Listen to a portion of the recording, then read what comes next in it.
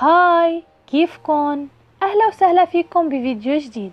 اليوم رح نحكي عن الفرنشيب بريسلت أو أساور الصداقة.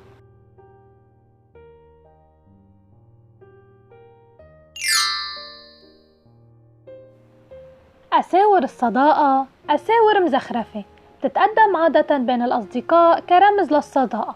بتنعمل من خيوط التطريز أو خيوط المكرمية، وفي كتير أنماط وأشكال منها.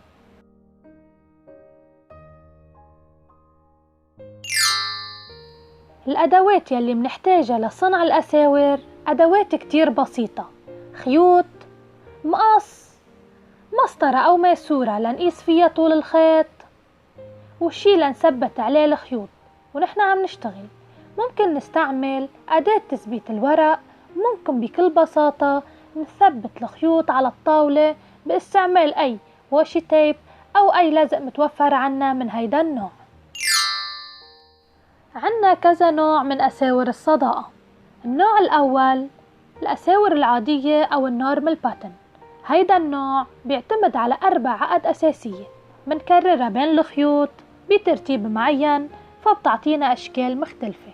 رح نحكي عنهم بالتفصيل بفيديو تاني.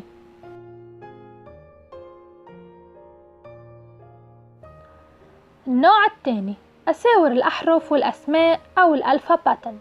هيدا النوع عبارة عن مجموعة خيوط أساسية بتكون بالخلفية، ما بتظهر بالشغل. بنعمل عقد معين عليها باستخدام خيوط تانية. هيدي الخيوط هي يلي بتظهر وبتعطينا الشكل المطلوب.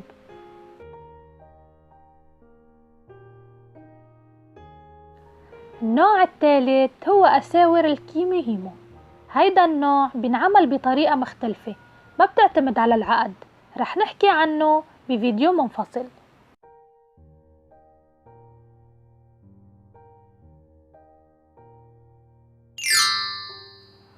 موجودين بكتير مواقع على النت، بس أكتر المواقع شهرة فرنشيب بريسلت وبريسلت بوك. بتلاقوا اللينكس بالوصف أسفل الفيديو. فن أساور الصداقة فن واسع وكبير كتير. هيدا الفن مش لصناعة الأساور بس، ممكن نعمل منه علاقات مفاتيح،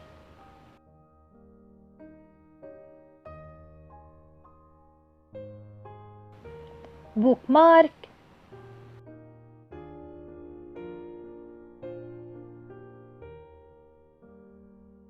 تعليقات للحيطان،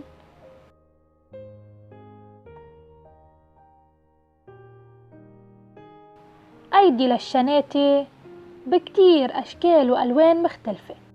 إن شاء الله نحن بالقناة رح نحكي عن كل نوع بالتفصيل، ورح نطبق كتير من الأساور سوا بشرح واضح وبسيط. بتمنى تكونوا استفدتوا من فيديو اليوم. ما تنسوا تشتركوا بالقناة ليوصلكم كل جديد.